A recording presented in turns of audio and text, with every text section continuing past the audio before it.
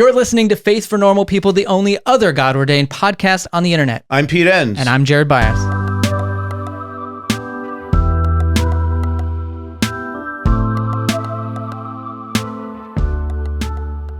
It's July, so of course that means us Americans are thinking about America, so why not have a class about it? Dr. Jemar Tisby, author of the New York Times bestselling book, The Color of Compromise, is teaching our July class called American Christianity, How Did We Get Here? So mark your calendars for July 24th from 8 to 9:30 p.m. Eastern Time, when Jemar will walk us through the history of how Christianity in the U.S. got tangled up with race, power, and very relevantly, politics. How did we get the religious right in its marriage to the MAGA movement? How have Black Christians been a part of the story from the beginning? It's pay what you can until the class ends, and after that, it's $25. And if you can't make it live, no worries. You can buy it now and watch it back later at your convenience. Head to thebiblefornormalpeople.com/American Christianity to sign up. And if you want to warm up, our class, One Nation Under God with Dr. Samuel Perry on Christian nationalism, is available now for purchase. And we're giving it to you for $10 off for the month of July with code July25. So head to thebiblefornormalpeople.com/One Nation to purchase that recording. And then don't forget to sign up for the July 24th class with Jemar Tisby called American Christianity, How Did We Get Here? By going to thebiblefornormalpeople.com/American Christianity. Today on Faith for Normal People, we're talking about living the teachings of Jesus with David P. Gushee. David is professor of Christian ethics at Mercer University and the author or editor of 29 books. His newest book, The Moral Teachings of Jesus, is the background for our conversation today. Right, and don't forget to stay tuned after this episode for Quiet Time, where Jared and I will reflect in more detail on this conversation. And I don't know, Jared, I think we need to get into this right away. Let's do it. Let's do it. I see Jesus offering time after time really, really meaningful, true statements about life and how to live better. Every Sunday doesn't have to be about how do I get to heaven. It can also be about what did Jesus say about money, or what did he say about temptation, or what did he say about humility? How do I love people better?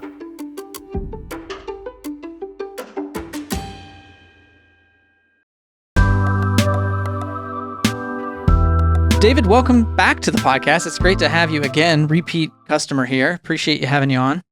It's an honor, Jared. I appreciate it. I really respect what you guys are about. We want to maybe set a little bit of context here, because I think a lot of our listeners are trying to orient, how does the Bible and this Jesus that we find in the Bible, how does that intersect with morality? When we're talking about how we should behave and how we should live, as a lot of people would still be Christians, but maybe questioning some of these connections. Can you maybe connect some dots for us as we get started? Well, it really is a disorienting period, in a sense that, you know, the centuries in which somebody would stand at the front of a church and hold a Bible and say, "Thus saith the Lord," and everybody would be expected to take in a whole lot of assumptions about the nature of the text, about the authority of the interpreter, about the basic idea that God has communicated all kinds, in fact, all significant and relevant truth through the Bible. That would be the Protestant side to say that, and that the interpreters could be trusted to offer a fair rendering, and that we should govern our lives accordingly. All of that is now either shattered or certainly up for question now. The thing that concerns me, some of the response to the book has begun really with, well, hey, what is morality? Why should we care about morality? Isn't morality just puritanicalism and people trying to impose their rules on us? And so morality itself is a contested concept. And so what I tried to do in my book, Introducing Christian Ethics, from a couple years ago, was to help people understand that the moral dimension of life is intrinsic to life. It is at play every time we ask the question, how should we live this life? What is right and what is wrong? What is good? What is bad? What should we strive for? What does a good life look like? And I would contend that no matter what religious context one is in, those questions never go away. Now, of course, in a post-religious environment or for post-religious or non-religious people, they're going to answer those questions either intuitively or with reference to some other sources of insight or authority. Christian people, I think even post-evangelical Christian people or deconstructing Christian people, some of them at least are still going to be open to this conversation that not as some kind of inerrant fiat from above, but they're open to seeing what Jesus had to say about questions like what is the good life and what is worth pursuing, and to see what wisdom he had to offer. And so maybe a little bit less taken for granted, a little bit more exploratory.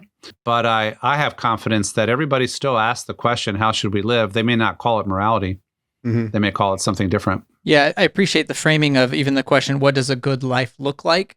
Because it can take away maybe some of the trigger points of like shoulds and oughts, but it still is setting us on that trajectory that leads to morality. And you're also setting a stage, I think, for what I'm hearing is almost language of a second naivete. We sort of move beyond, a Christian America ideal, and that's like, well, let's look at this from a fresh angle. Let's look at it differently.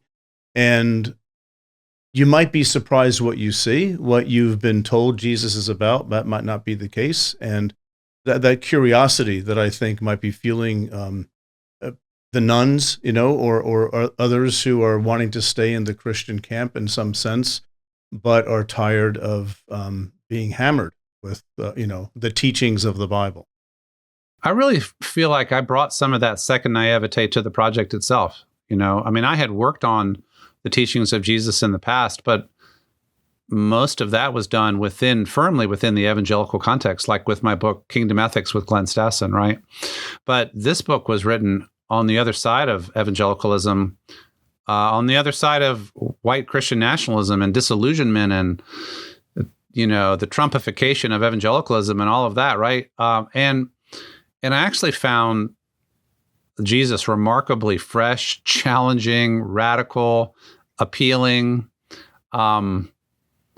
Also, I would think that a book on the moral teachings of Jesus that doesn't talk a lot about theological claims about Jesus, it's there, but it's not a lot, could be read by anybody interested in the great teachers of human history to see what exactly did he say? How does it compare to Buddha or Muhammad or whoever, right?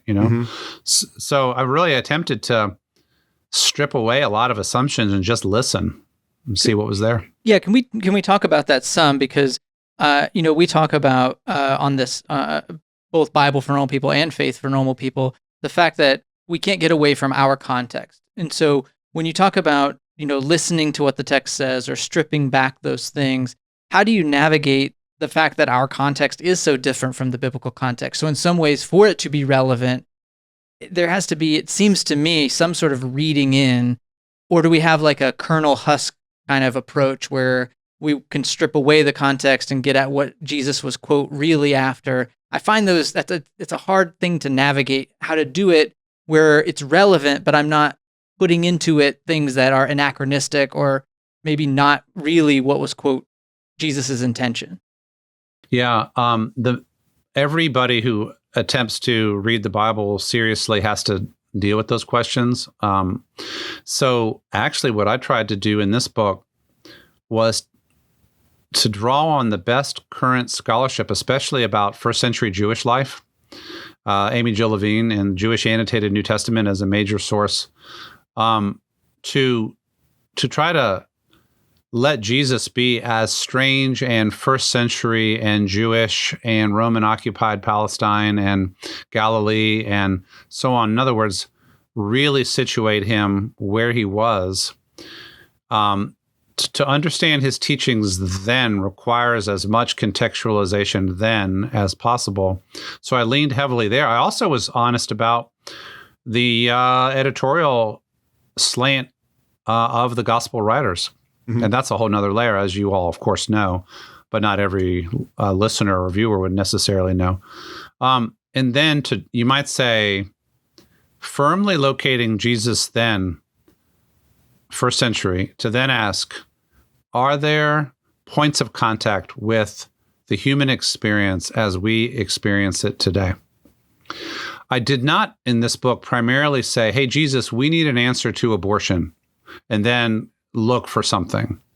Instead, I focused at the level of the actual teachings, the pericopes, the teachings, and asked what they said in their moment. And then you might say the inquiry is there anything that speaks to us still?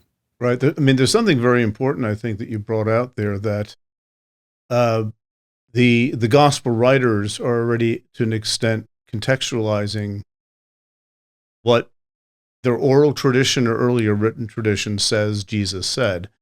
And Jesus is also contextualizing things in his current moment. So that almost invites people to say, oh, well, I mean, not to make it sound too simplistic or mamby-pamby, but how do you read this, and how does it connect with you and your existence? And I guess you're inviting people to join that process. Yeah, and that process never ends. And so it's interpretation all the way down, and context matters all the way down. Though I was kind of surprised as I worked through the teachings at how much seemed to reflect on the human condition writ large, just what it is to be human. And it may be, like, for example, the constant quest for status, I think, is a major part of the teaching of Jesus. He sees in his context how people play status games. And he says, what a worthless exercise. Let's turn it upside down. Mm-hmm. So the way they would play status games in first century Galilee might look largely different from the way we play status games in 21st century US, but status games are status games. And the neediness, the insecurity, the competitiveness, the foolishness of the human being playing status games, that translates across contexts. Well, with that, maybe can we do a bit of a deeper dive into some examples of how this approach, because I appreciate this approach of trying to bridge these worlds, of giving the respect due in the original context and still figuring out ways to, while honoring that, make it relevant for, the moral teachings need to apply to us in some way, or at least get us to think about how these will impact our life today. So maybe can you give us a couple examples of how that works? Take the teachings about enemy love and forgiveness. What struck me in working through those teachings again this time was, again, everybody who has lived has accrued, sadly, enemies. Some of us have accrued more enemies. Some of our enemies have been very public, but I digress. So the boiling resentment, anger, desire to get back at those who hurt us, this is I think a universal of the human condition. The difficulty of forgiveness, and yet the cleansing experience of forgiveness and then reconciliation when it happens is also something that we all yearn for and sometimes even experience. So who needed to be forgiven in first century Galilee?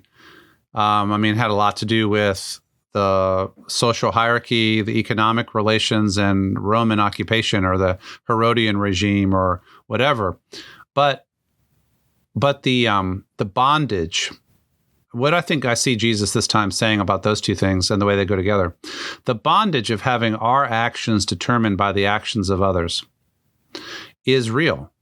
And I know it in my own life. To have resentments that have lasted 15 years because I couldn't ever stop resenting or get to forgiveness, I feel that it's in my spirit still. And the invitation to forgive, it's a command, and Jesus says it so sternly: if you want to be my follower, you will forgive.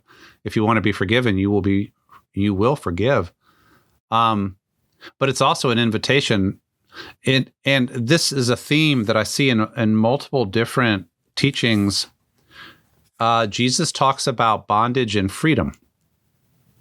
But the bondage is mainly the bondage that we impose upon ourselves through choices that end up doing us harm. And the freedom is when we say, actually, no, that's not a path that brings flourishing. That's actually not a path that brings me in the way of God either. Jesus is very theocentric, I'm sure. All of this, he's thinking this is God's will, but he's also thinking this God's will is for our good. It's for our flourishing. So if we're commanded to forgive, it's for our sake and for the sake of our neighbors, not just some arbitrary hard command. So bondage because of patterns we get tangled up in that don't bring life. Freedom when we can get loose from them and set our own course. And I think that's a theme in multiple places. Same with the acquisition of wealth. I think a lot of his teaching about that is about the bondage of the constant striving and competitiveness and insecurity. Not only do I want to have enough, I want to have the most. I want to have more than the next best person in town. That's a bondage. Being free of that is freedom. So I see the wisdom teacher here saying, if you want to do God's will, you will actually discover true freedom. But it's quite a detox process to get from the way the normal run of things works to what path he is prescribing. I like that you brought up the wisdom teacher, Jesus, because I think that is an important thing for people to hear as well, that's part of who Jesus is. I can imagine maybe some feedback you've gotten from maybe some of our more conservative brothers and sisters saying, just making Jesus a moral teacher, then what's all the other stuff about? He's got to be more than that. But being a sage, well, that's part of his Jewish context. That's part of, and not just a Jewish context, but a Greco-Roman context. Wise people say things, and why wouldn't we want a wise Jesus? He is more, in my view, because I'm a Christian, he is more than a sage, but he is a sage. And if you're taking his own ministry seriously, people followed him around for the time that they followed him around, not just because of his acts of power, but also because of his extraordinary wisdom. And people wanted to hear what he had to say. Right. And the whole meaning of his suffering, death, and resurrection was out ahead. And a lot of evangelical Christianity, really a lot of Christianity, has gotten telescoped down to the meaning of the cross and the resurrection. But what was it that attracted thousands and thousands of people to follow Jesus around? It is from the gospel writings themselves. It was his teachings and, of course, his power, his healing and exercising power, which I believe he also had. So something has gotten really distorted in Christianity when people are all of a sudden suspicious that anybody would focus concentrated attention on the actual teachings of Jesus as if they are a distraction from true Christianity. But that is one of the distorted aspects of a big chunk of our tradition, I think. In part because I don't want to overblow this, but it's common to think of the purpose of Christianity is largely to get people saved, just to make that faith commitment you believe in Jesus. But well, then what do? Well, then you just poke around the Bible, you find verses for what to do. But if you think of Jesus as someone who, as part of his role, was to be like Lady Wisdom in Proverbs, who goes about the streets and calling on the corners and in the crossways and saying, listen to me, listen to what I'm saying. That's a powerful part of the biblical tradition that can get lost very quickly.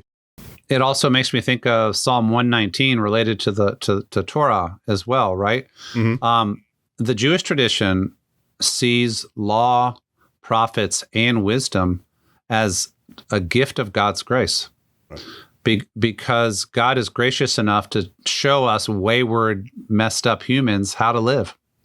We're not left to our own devices, and it's a good thing because we make all kinds of bad choices. So Jesus, parallel to Lady Wisdom, going around the streets saying, "Here is God's will. Here's what wisdom looks like. Here's where true life is to be found." There's no question.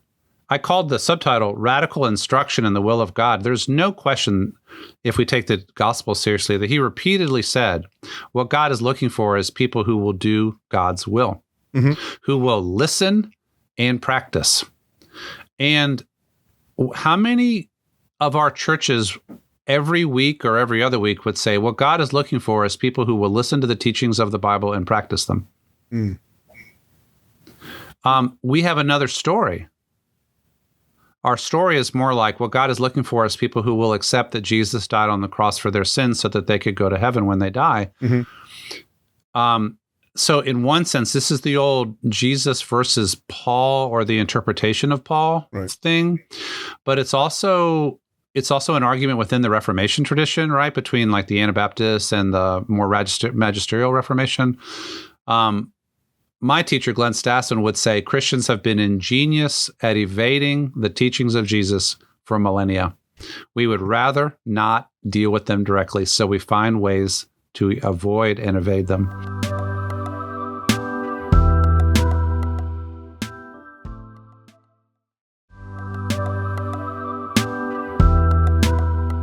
How do maybe we can swing on the other side, because when you said that to hear and to practice, and I don't have any sort of preconceived ideas of whether you would, of how you would sort of judge this tradition, but I would just think, yes, there are a lot of churches who focus on the aspect of getting saved, but there are, at least in the traditions that I grew up in and I think have gotten more popular, there is a sort of moralism, but I would more call it like a / best practices, where it is the 3 ways to a healthy marriage, and we find those principles in the Bible. Or this is how, we don't want to offend people by the whole "you're a sinner, you need to get saved." We'd rather invite them into a kind of best practices, self-help protocol for how the Bible functions and works. So how does that fit into this idea of wisdom? Because in some ways,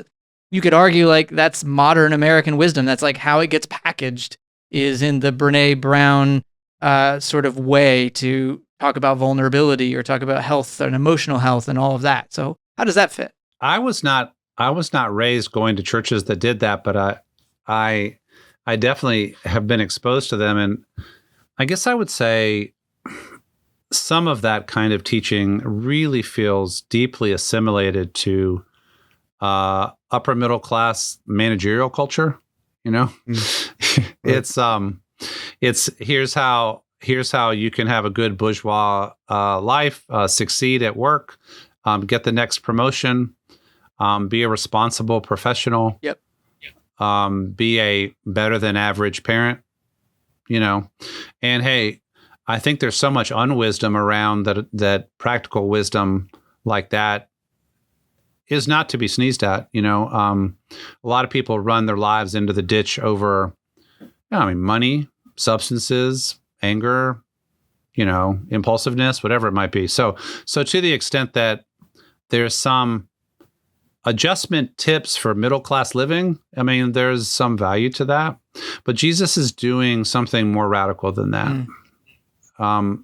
He's talking about, I think, the striving paradigm itself, the wealth acquisition status game paradigm itself, the enemy making and keeping and destroying paradigm, and just everything that we do to avoid the question of what our relationship is going to be with the one who made us. So I think that while there may be some overlap in like self-help and sage Jesus, there's also a much more radical vision. Jesus' vision is radically theocentric. Mm-hmm. It's radically God-centered. The God who made the world and who made you knows how this life is to be lived. Let me tell you about it.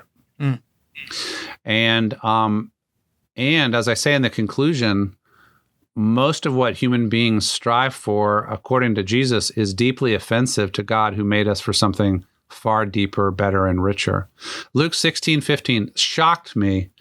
What is valued by humans is an abomination in the sight of God. I had, I guess that verse embedded in the teaching about mammon, had maybe been narrowed to that, but I use it in the conclusion to say, I think Jesus is saying that about most of how human society is organized, most of what we strive for. Particularly Western society, Well, do you think? He said it in a non-Western, pre-modern context. So I don't know that it's only Western society. But in all the teachings about money that are so baffling to a lot of us Westerners who don't want to hear them, I'm convinced, having looked at how much, like 40 chapters in this book, there must be 6 or 8 of them that are about money or wealth because Jesus talked that much about it.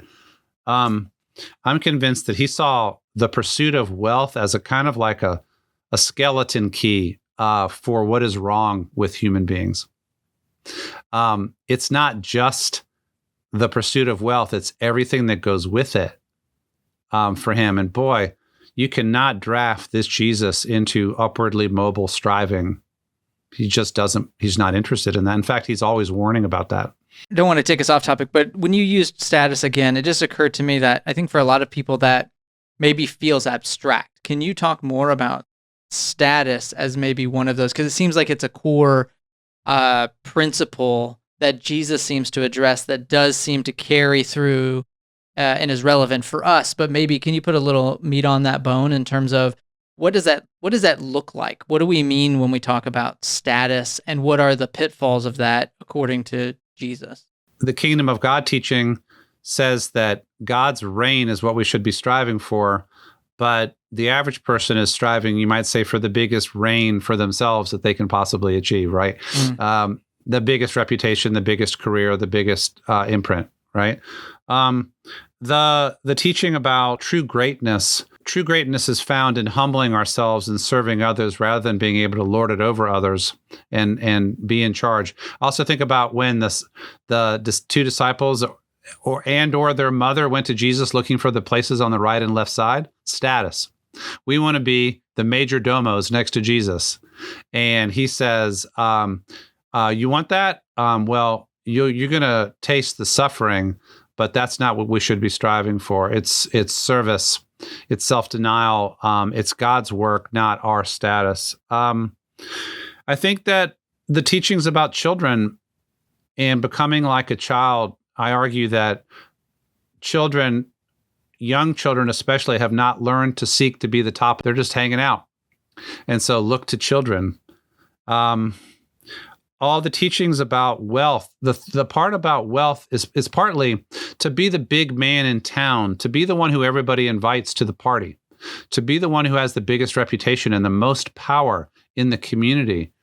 It's the clout, it's the prestige, it's the honor, it's the perceived reputation of goodness. Makes me think of Job, right? The greatest man in the East because he has the most wealth and is supposedly also the most pious. Jesus wants to shatter those assumptions about the connection between status, virtue, and money. And all the way down the line, the teachings about dinner parties. Don't invite people who can reciprocate. Invite those who can't. If you do get invited, go to the lowest place. Let them invite you up if they want to invite you up. The reciprocity games, all of that. I think it's a consistent theme in his teaching. And as somebody who has lived an academic career, which involves a fair amount of status seeking, I am terrified. But also, you might say, convicted. Not so much terrified, because I'm not afraid of this God. I'm more like, yeah, you're right. Got me. So, yeah, well, guilty. For sure. Thank you. You. Oh, yeah, not me. Yes, we all agree that Pete is yeah, guilty. obviously, but I know that already because I'm better than you. Anyway, so the sagely teachings of Jesus, and we're sort of hitting this on the periphery. But one thing it seems that as part of this upside down kingdom that sage Jesus is trying to get across to people is how one thinks about God.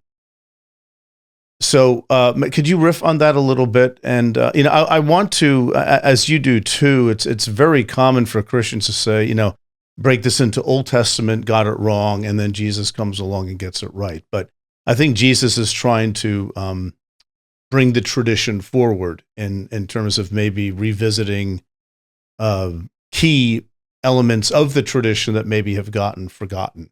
maybe something like that. Yeah, I see far more continuity than discontinuity. And I begin with a deep desire not to tell a discontinuity story, bad Old Testament, good Jesus, right? I'm just not going to do that. But I also think it's not merited. Who is this God? That's a great question. I should have said more about that in the conclusion. Okay, I'll do a revision. Conclusion part 2. Just cite me. Just cite me because I'm looking for status. Yeah, I was going to say, because he doesn't need any recognition. That's right. I would say this is a God who is frustrated and heartbroken over the tangled mess that human beings have made of the world and of their lives. A God who is reclaiming the world, the whole doctrine and concept of the kingdom of God, which is so central to Jesus' preaching and to my own work over decades. This, by the way, remains in continuity for me. And the kingdom of God, I think, is a Hebrew Bible theme and a New Testament theme. This is a God who is jealous in the sense of a God who wants to be put first and who does not appreciate people pretending or playing at religious devotion. And I think here maybe the teaching about idolatry is in view for Jesus. Like the teaching about purity of heart in the Beatitudes, I've been convinced for a while has to do with a person of pure heart is one who desires one thing, and that is to see God's will done in their life and in the world. That's purity of heart. And the teaching about not doing your works of piety before other people, because if you're doing it to get noticed, you've already received the one reward, is, I think, an interesting clue as to how Jesus sees God. One who demands to be understood for who God is, who is served with full devotion, whose will is pursued. We're taught in the Lord's Prayer, thy kingdom come, thy will be done on earth as it is in heaven. And we're supposed to orient our lives towards that goal.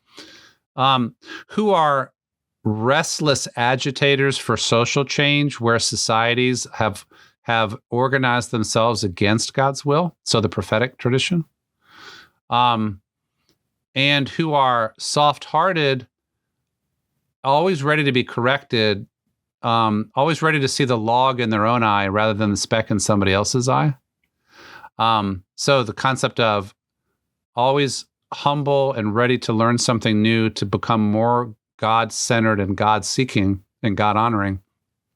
I also think the God that Jesus teaches about is broken-hearted over all of our violence and all of our meanness and all of our conflict, and is offering practical steps for forgiveness and peacemaking and reconciliation. And a God who knows, if all the hairs of our head are numbered, a God who knows how many children are going to bed hungry on the planet that night, and what kind of economic ordering of society would be required for that not to be the case anymore.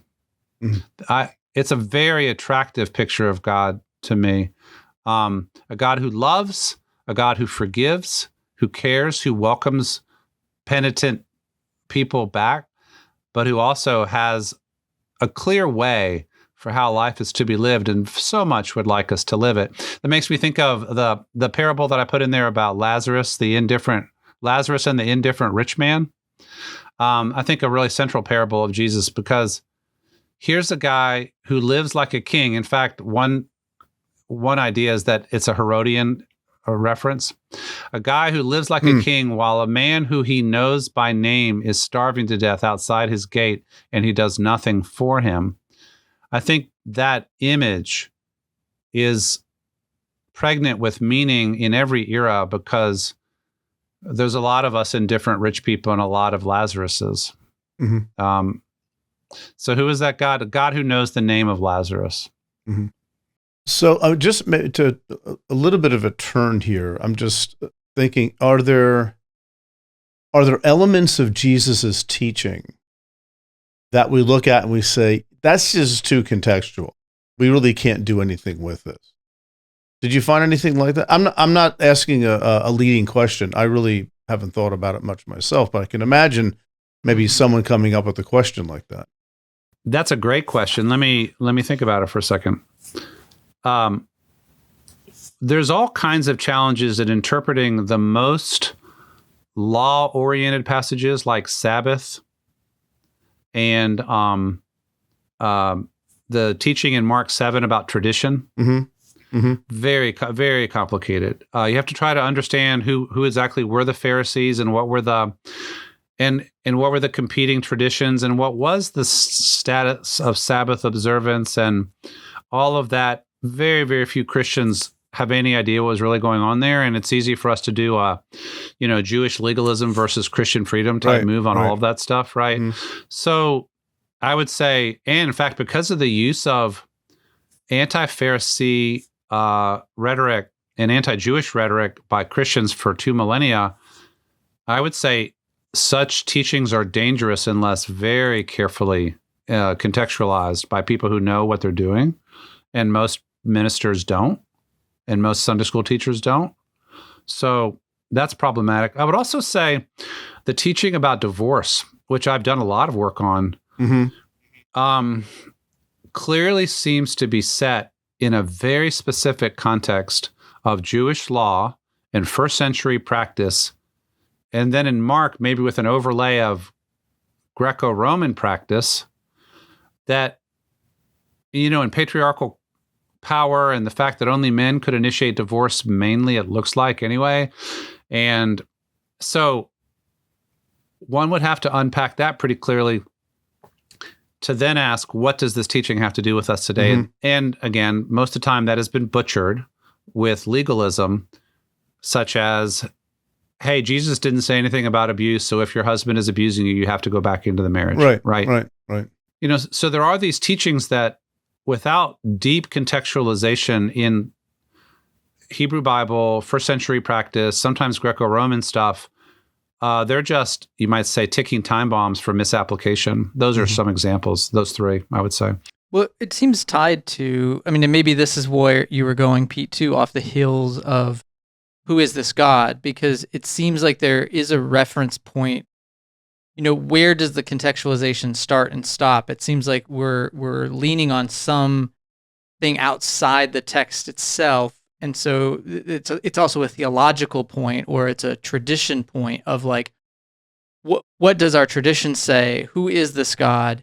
And then we're using that as a rubric or as a guide. Like if it is a God who is brokenhearted and sides with the oppressed and is often talking about things like class and wealth, and these are important topics, then that helps us filter through how these things become contextualized, or what layer do we stop at and say, okay, here's the layer at which we can sort of draw this conclusion rather than that layer, or this application rather than that application.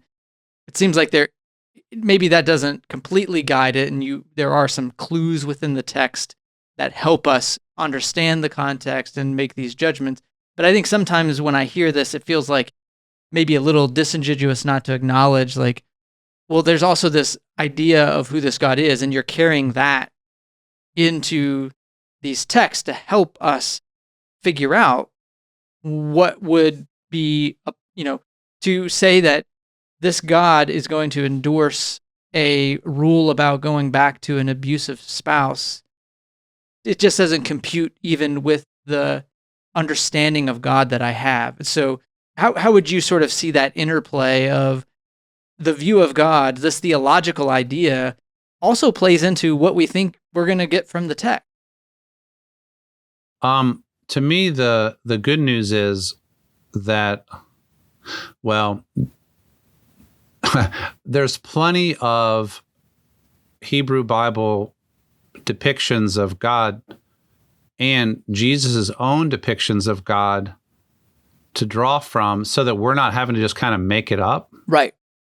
So the idea that, let's take that divorce teaching. My reading is that Jewish men were under a stretch of Deuteronomy 24, 1-4, some of them were beginning to divorce willy-nilly on the basis of inadequate grounds. And this is the Hillel versus Shammai debate related to the grounds for divorce.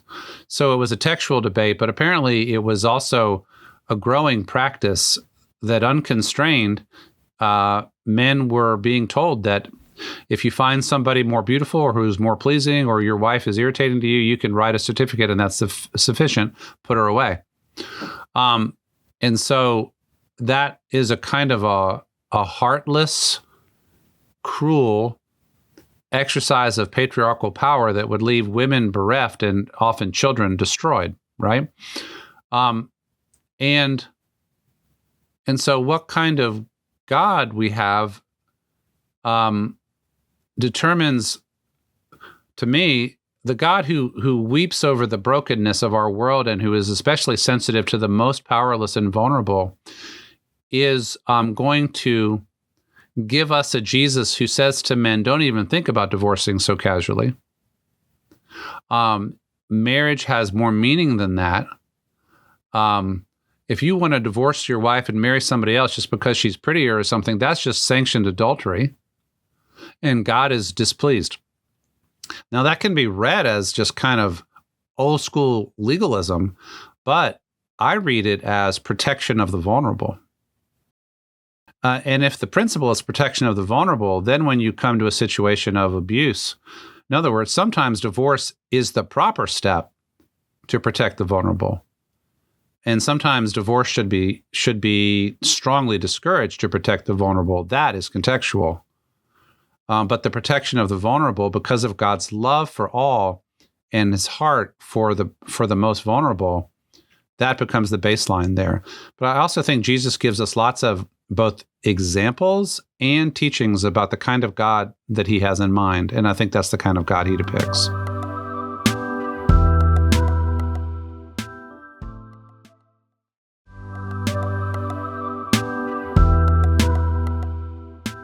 As we wrap up our time, maybe do you have any ways to help people who want to, again, approach the Bible and to see it in a new light? You know, they're trying to undo how they have traditionally approached it, maybe in that Romans road, salvation is all that matters way, or maybe in this more moralistic way, which I think I'm contrasting here with this deeper wisdom, contextual understanding. What are there a couple of practices as we wrap up our time that you might point people to start seeing the Bible in this way? I guess what I say when I go to post-evangelical spaces is, well, normally I pay attention to what they're already doing. And in general, what I see is a desire to engage the text, but not in an uncritical way. Mm. And a desire to see what I really think that the text used to be understood to mean, maybe before fundamentalism. The idea is there a word from God for us today in this text? Is there a word? And on a given day, we may not hear such a word, but we're committed to the effort to try. And that's why we go to church. That's why we open the Bible. Does God want to say something to us through this text? And we together in community will go with open hearts and open ears and open minds.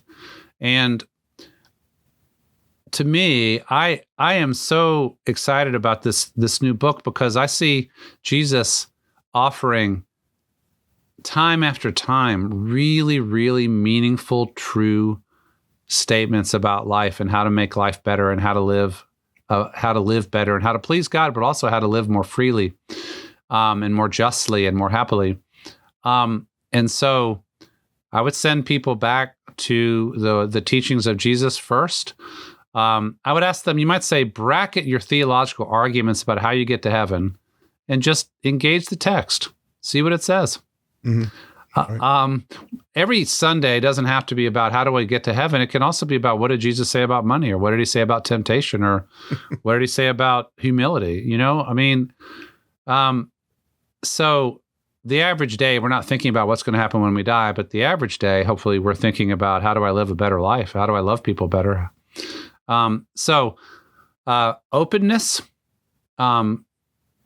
trust that Jesus has something meaningful to say, I would send people back to Jesus. And a willingness to not have to have one interpretation of a passage. Right. There's many different ways to read these texts, but the conversation is worth having. Yes. Well, thank you, David. That's a wonderful way to end. And thank you for spending the time with us. I think this has been a really great discussion about a very important topic. So thank you for being here. It is my honor. Thank you so much. And now for quiet time. With Pete and Jared.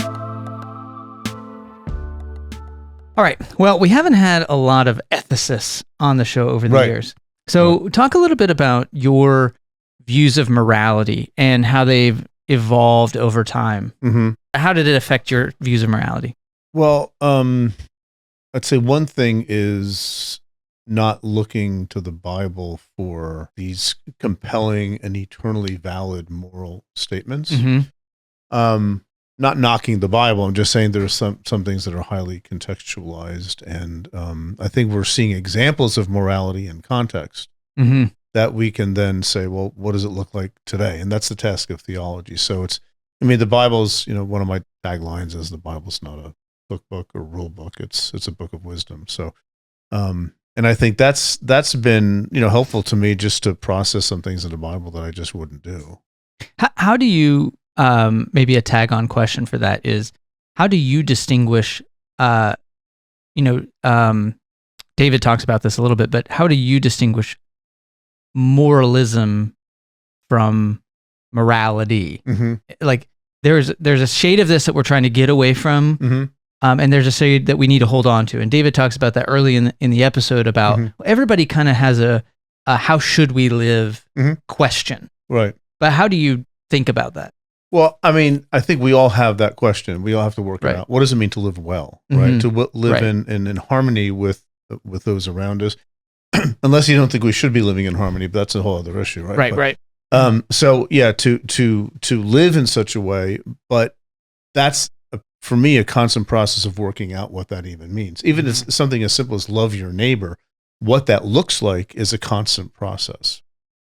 And so to me, that's like the difference between like having a moral path that you walk and moralism, which, not to be trite or simplistic, but sometimes that word connotes to me like being tense, like, moralistic, and, we just don't do those things, and we can't even talk about these things.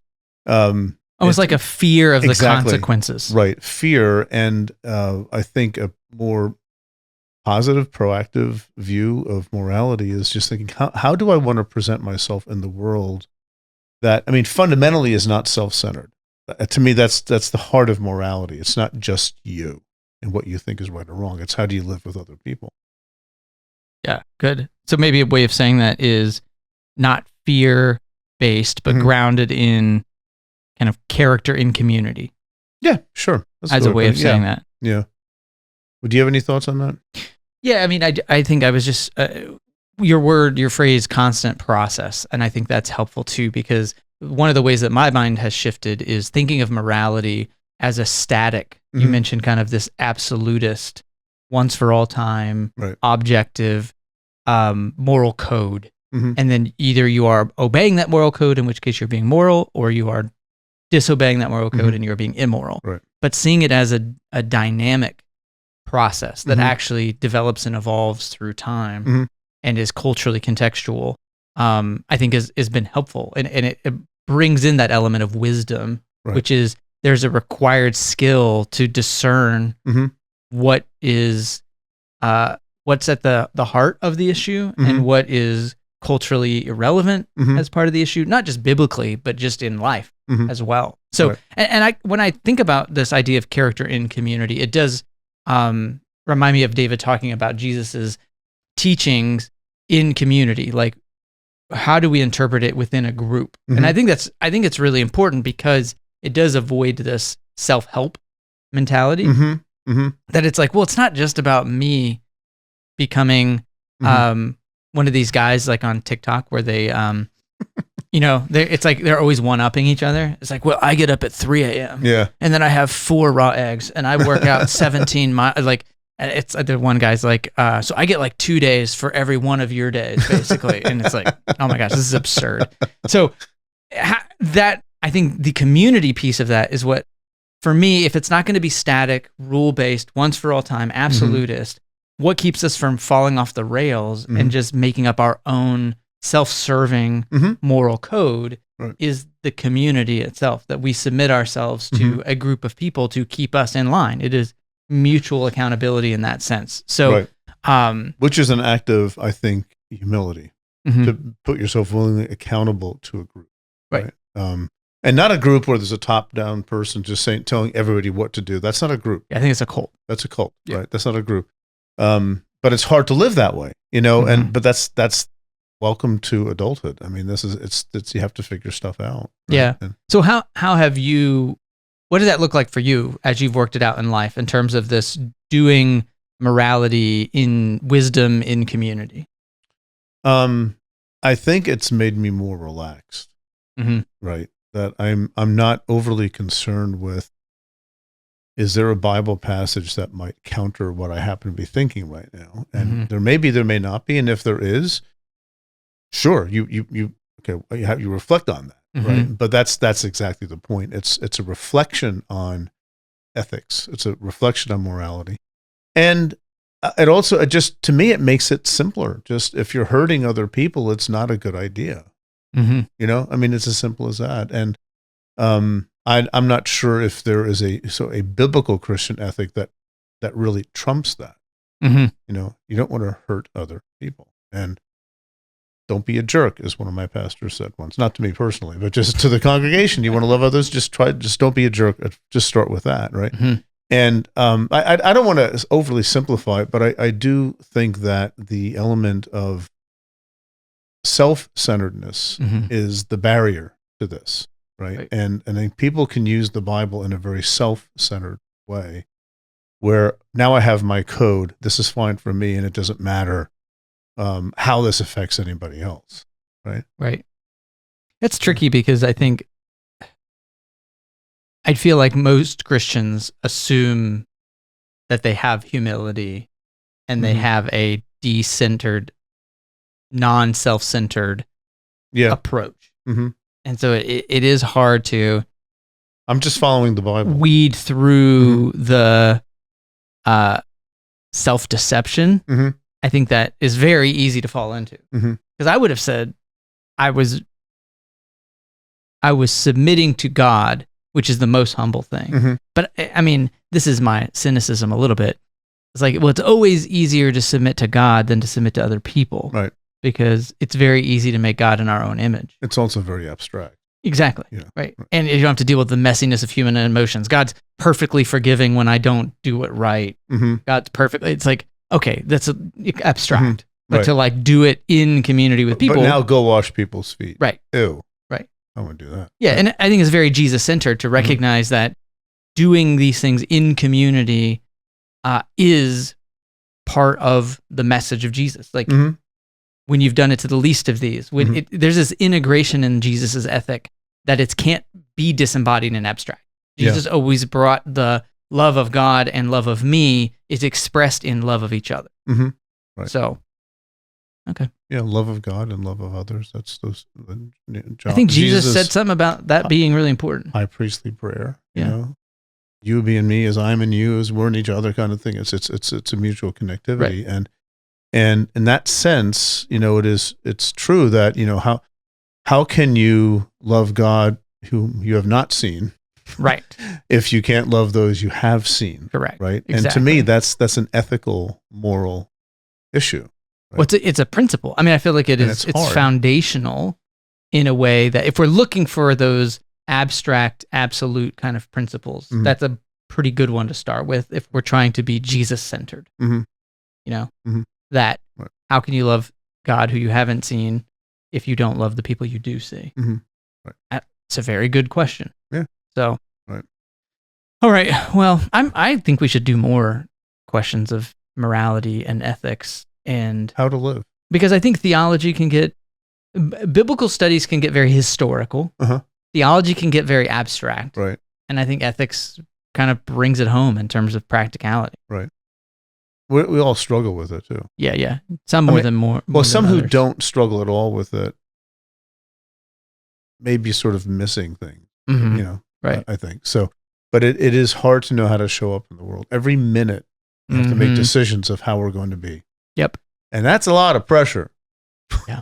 So I like to think of it as being on this path that we're trying to follow and not here are the rules, now go on in life and just remember those rules back there. Right. Yeah. There's a place for that, but like that doesn't motivate you to truly be a loving person. You may be loving to give the appearance of doing so. I don't know if it changes you internally. Right. Which kind of goes back to it's deeper. It's about formation. Yes. Not rule keeping. Right. Which is wisdom again. All right. Well, good luck, everybody. Yeah, we just got out of being told what to do ever. That's what people will say. That's like the ploy. It's like, well, you just don't want to submit to the Bible. There you go again. So you're bringing on these smarty pants PhDs to figure out ways you could just get away from doing what the Bible clearly says. But it's so easy. Just love people. Okay. Yeah. How? Yeah. Everybody by telling thinks them they're going to hell if they don't. Okay. Is there another way that maybe we can be nice? Yeah, there are others, but it's not important. And that's not important. Yeah. The only thing that's important is what happens after you die. All right. Well, that took a left turn. All right. See you, folks. We always take a left turn. Well, thanks to everyone who supports the show. If you want to support what we do, there are 3 ways you can do it. 1, if you just want to give a little money, go to thebiblefornormalpeople.com/give. And if you want to support us and want an all-access pass to our classes, ad-free podcast, and a thoughtful community of people asking tough questions about the Bible and faith, you can become a member of our online community, the Society of Normal People, at thebiblefornormalpeople.com/join. And lastly, it goes a long way if you just wanted to rate the podcast, leave a review, and tell others about our show. In addition, you can let us know what you thought about the episode by emailing us at info@thebiblefornormalpeople.com. You've just made it through another episode of Faith for Normal People. Don't forget you can catch our other show, The Bible for Normal People, in the same feed wherever you get your podcasts. This episode was brought to you by the Bible for Normal People team. Brittany Hodge, Joel Limbowen, Melissa Yando, Lauren O'Connell, and Naomi Gonzalez.